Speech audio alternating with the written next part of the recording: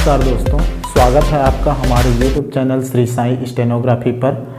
यहाँ पर हम स्टेनोग्राफी हिंदी या आशुलिपि हिंदी ऋषि प्रणाली का अध्ययन करेंगे। सबसे पहले आज का हमारा टॉपिक रहेगा आशुलिपि वर्णमाला। आशुलिपि वर्णमाला में वर्णाक्षरों की संख्या कुल 31 होती हैं, जिनमें प्रत्येक वर्णाक्षर को रेखाक्षर के माध्यम से लिखा जाता है। रेखाक्षर अर्थात रेखा मतलब किसी भी वर्णाक्षर को यदि हम रेखा से प्रदर्शित करते हैं तो वह रेखाक्षर कहलाता है। रेखा का परिभाषा होता है किसी भी एक बिंदु से दूसरे बिंदु तक, किसी भी एक बिंदु को दूसरे बिंदु तक मिलान करना रेखा कहलाता है। और प्रत्येक वर्णाक्षर को आशुलिपि में रेखा के माध्यम से प्रदर्शित किया जाता है। उन्हीं वर्णाक्षरों को रेखाक्षर भी कहते हैं। जैसे कि आशुलिपि वर्णमाला में, जैसे कि हिंदी में वर्णमालाएं होती है, उसी प्रकार आशुलिपि वर्णमाला में भी वर्णाक्षर होते हैं। क वर्ग, च वर्ग, ट वर्ग, त वर्ग, प वर्ग, य, र, ल, व, श, ह, म, न, अड़, अढ़ा और अंगा। तो इनको इस प्रकार से लिखा जाता है। क को बाएं से दाएं की ओर, क वर्ग को क, ख, ग, घ बाएं से दाएं की ओर। अब ये क, ख, ग, घ। अब इनमें आपको ये डाउट हो रहा होगा कि मतलब क और ग और ख और घ एक ही है, किंतु यहाँ पर यदि हम कॉपी में लिखते हैं तब समझ में आएगा।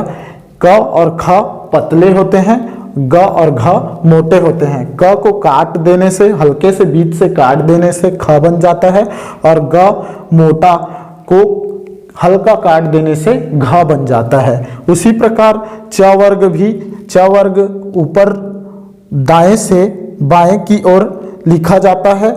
ये अधोगामी रेखाएं होती है। इसमें भी उसी प्रकार से जैसे क वर्ग में हुआ वैसी च को काट देने से छ बन जाता है, च पतला रहता है, और ज मोटा रहता है, ज को काट देने से झ बन जाता है। उसी प्रकार ट वर्ग में ट, ठ, ड, ढ ये ऊपर से नीचे की ओर आड़ी रेखाएं होती हैं। इनमें ट पतला, ठ पतला काटकर, ड मोटा, ढ मोटा काटकर। उसी प्रकार त वर्ग वक्र रेखाएं होती है, और त वर्ग ऊपर से नीचे की ओर लिखा जाता है। त वर्ग भी त पतला, थ पतला काटकर, द मोटा, ध मोटा काटकर लिखा जाता है। उसी प्रकार प वर्ग, ये प वर्ग ऊपर से नीचे की ओर लिखा जाता है, ऊपर बाएं से दाएं की ओर लिखा जाता है। प पतला, फ पतला काटकर, ब मोटा एवं भ मोटा काटकर लिखा जाता है। य ऊपर की ओर लिखा जाता है, य ऊपर की ओर। र दो प्रकार से लिखा जाता है। र एक एक नीचे से ऊपर की ओर लिखा जाता है, और एक ऊपर से नीचे की ओर।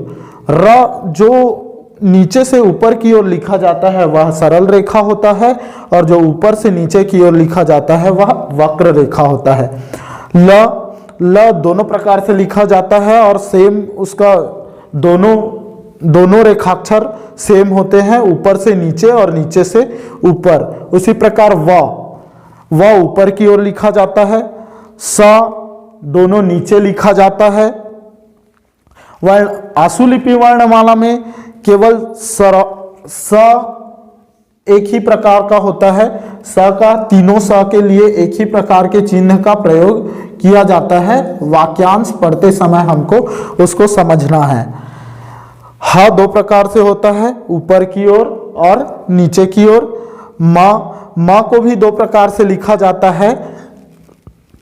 म वक्र रेखा होता है, वक्र और आड़ी रेखा। इसे भी दो प्रकार से लिखा जाता है। माँ, माँ को उल्टा करके काट दिए तो ये भी माँ हो गया, ना, ना ये उल्टा हो गया, और माँ को काट दिए तो ना हो गया। उसी प्रकार र को काट दिए तो ड़ा, और ये भी ऊपर नीचे दोनों होता है। अढ़ा को काट दिए तो, हा को काट दिए तो अढ़ा, ऊपर नीचे दोनों, और अंगा, ना को मोटा कर दिए तो अंगा। अब ये समझते हैं ये सरल और वक्र रेखाएं क्या होती है। सरल रेखाएं अर्थात सीधी लाइन, सीधी लाइन, जैसे कि का लिख दिए, ख काट दिए, ग मोटा, और घा, ये हो गया सरल रेखा। च भी उसी प्रकार, छ काट दिए हल्का सा, ये जा, और ये झा। ट ऊपर से नीचे, ठ ऊपर से नीचे हल्का काट दिए, ये ड, और ये ढ। त को ऊपर से नीचे लिखा जाता है, ये त। थ को भी, त को काट देने से थ बन जाता है, ये द थोड़ा मोटा रहेगा, द थोड़ा मोटा रहेगा, और द को काट देने से ध बन जाता है। उसी प्रकार प, फ, ब, भ ये हो जाएगा। यह आपका ऊपर की ओर बनेगा इस तरह से, प इस तरह से बनेगा, प, फ, ब, भ। यह ऊपर की ओर बनेगा, र ये ऊपर की ओर, और ये र नीचे की ओर बनेगा। ल दोनों एक ही रहेगा, किंतु एक ऊपर की ओर और एक नीचे की ओर बनेगा। व ऊपर की ओर बनेगा। श इस तरह से बनेगा, ह एक ऊपर की ओर और एक नीचे की ओर।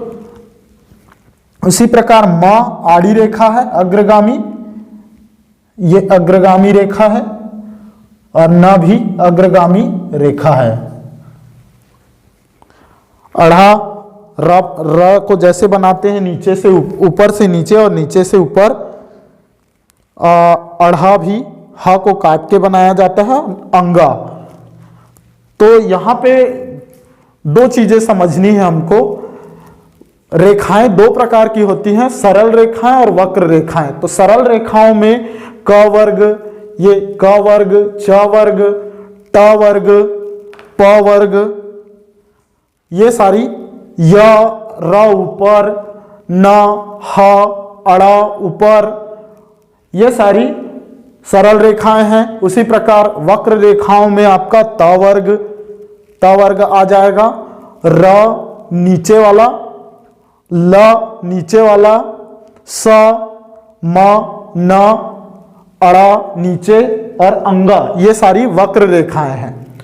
अग्रगामी रेखाएं, अग्रगामी लिखावट के आधार पर रेखाक्षरों को तीन भागों में और बांटा गया है। उनमें तीन है, अग्रगामी, अधोगामी और ऊर्ध्वगामी। अग्रगामी अर्थात आगे की ओर, बाएं से दाएं की ओर अगर हम वर्णाक्षर को लिख रहे हैं तो वो अग्रगामी रेखा कहलाएगी, जैसे कि क वर्ग, म, न और अंगा।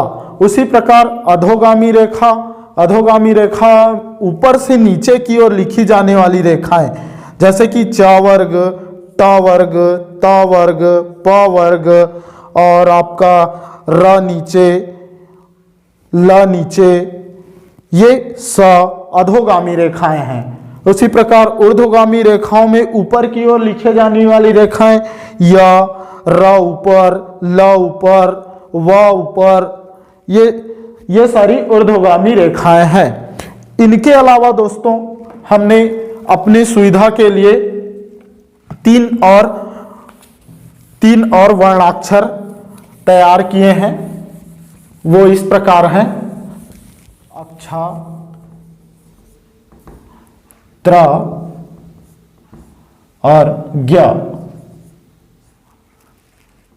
अक्षा, त्र और ज्ञ, इनको रेखाक्षर के रूप में कैसे लिखते हैं? तो क और छ मिला दिए तो अच्छा हो गया, त और र का रारेप लगा दिए या र का हुक लगा दिए तो त्र हो गया, ग और य कर दिए तो ज्ञ हो गया। क प्लस छ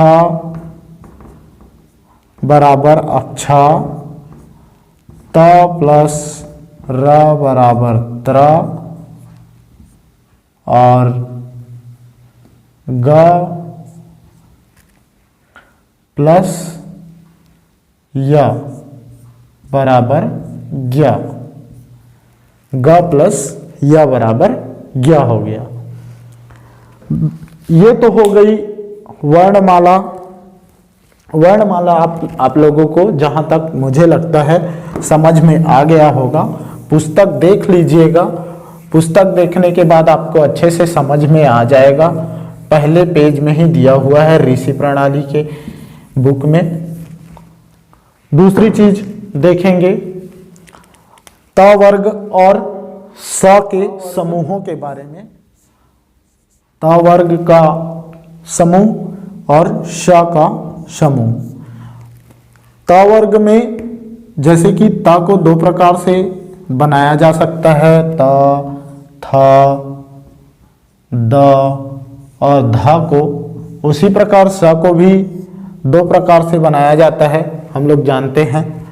तो इसमें त का पहला अक्षर ये त, ये बायां समूह का त कहलाता है,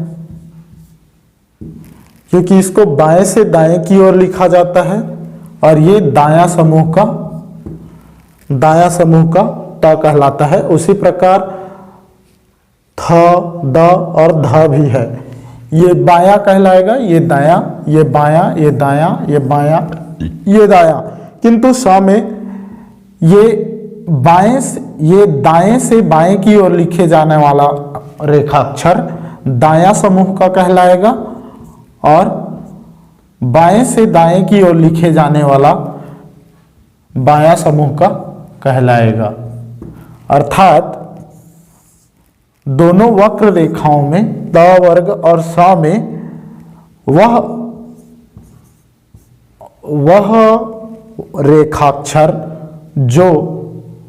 रेखाक्षर जो बाएं से दाएं की ओर जाए, मतलब बाएं से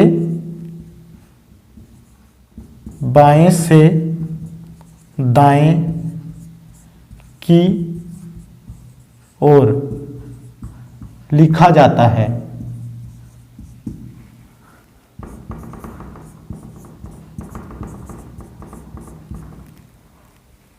बायां समूह का कहलाएगा।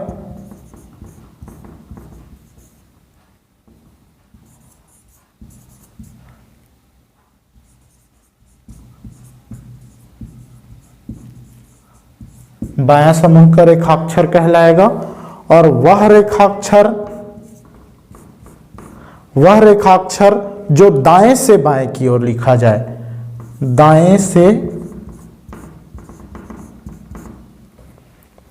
एग्जाम्पल के लिए इसमें है बाएं से दाएं, अर्थात ये और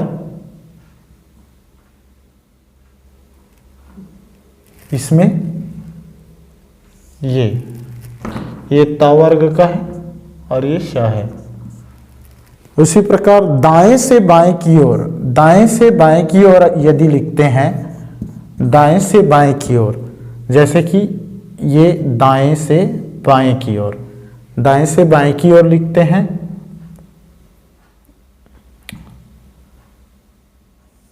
ये त के लिए और ये श के लिए, तब यह दायां समूह का रेखाक्षर कहलाता है।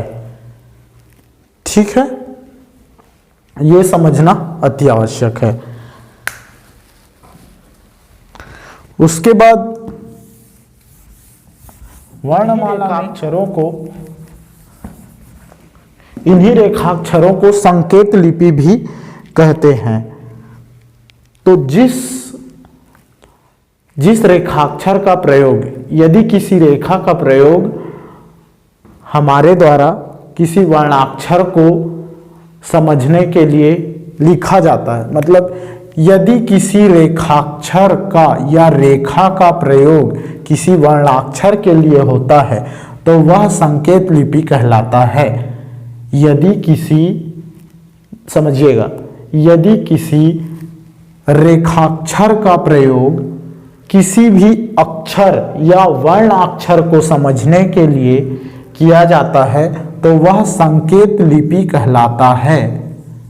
संकेत लिपि, संकेत लिपि, संकेत लिपि अर्थात सीधी सीधी कॉमन वर्ड में बोला जाए तो क को हम लोग ऐसा आड़ी रेखा लिखकर प्रदर्शित करते हैं, वह इसका सांकेतिक क्या हो गया, रेखाक्षर हो गया। तो ये लिपि, आंसू लिपि जो है वो संकेत लिपि कहलाएगा। ठीक है, ये हो गया आपका। ल को ऊपर नीचे दोनों प्रकार से लिखा जाता है। ल को इस तरह से और ल को इस तरह से लिखा जाता है। आज के वीडियो में हमने जो जो पढ़ा उसको मैं एक बार रिकॉल कर देता हूं। सबसे पहले हमने पढ़ा पूरा वर्णमाला। एक पढ़ा हमने, सबसे पहले हमने पढ़ा वर्णमाला। वर्णमाला में 31 वर्णाक्षर,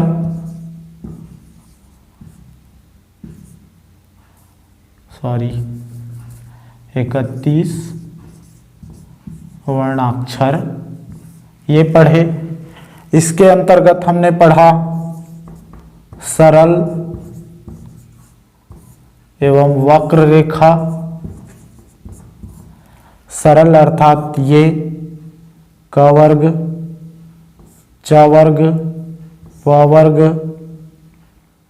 वक्र अर्थात त, न, म, ये। दूसरा हमने पढ़ा पहला अग्रगामी,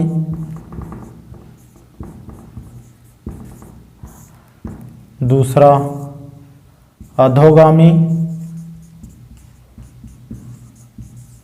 और तीसरा ऊर्ध्वगामी। ये सारी चीजें समझ में आ गई होंगी। अग्रगामी अर्थात बाएं से दाएं की ओर, आगे की ओर किसी भी रेखाक्षर को लिखते हैं वे रेखाक्षर अग्रगामी कहलाते हैं। ऊपर से नीचे की ओर लिखे जाने वाला रेखाक्षर अधोगामी कहलाता है और नीचे से ऊपर की ओर लिखे जाने वाला रेखाक्षर ऊर्ध्वगामी कहलाता है। इतना पढ़ने के बाद हमने 3 स्पेशल अपने लिए बनाए गए अक्षर पढ़े। अक्षा, वे थे अक्षा जो क और छ से मिलके बने। त्र बना त र से और ज्ञ बना ग और य से।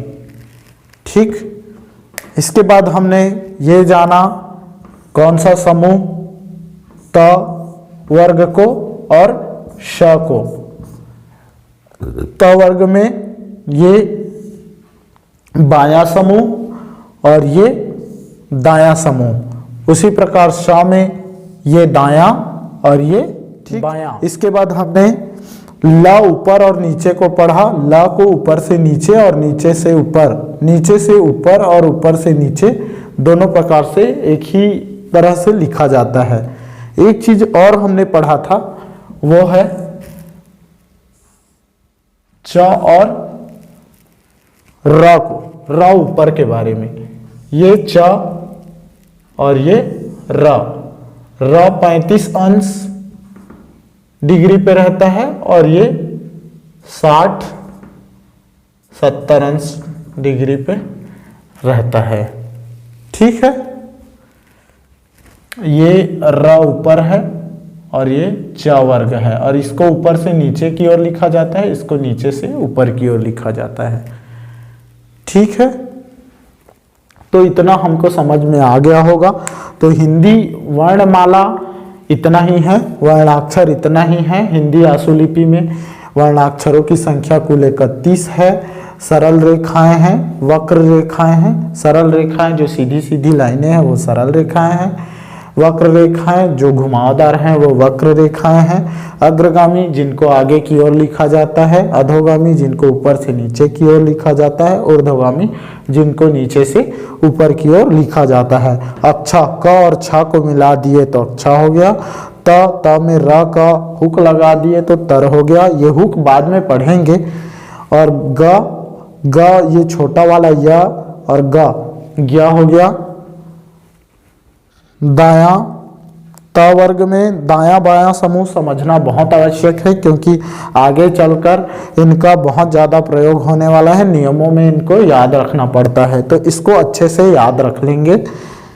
कहाँ पे कौन सा लगता है ये बाद में पढ़ना पड़ेगा। ठीक है, तो वर्णाक्षर और वर्णमाला, हिंदी आशुलिपि की वर्णमाला यहाँ तक समाप्त हो जाती है। कोई भी आपको किसी भी प्रकार की परेशानी हो तो हमें कमेंट करके अवश्य बताएं।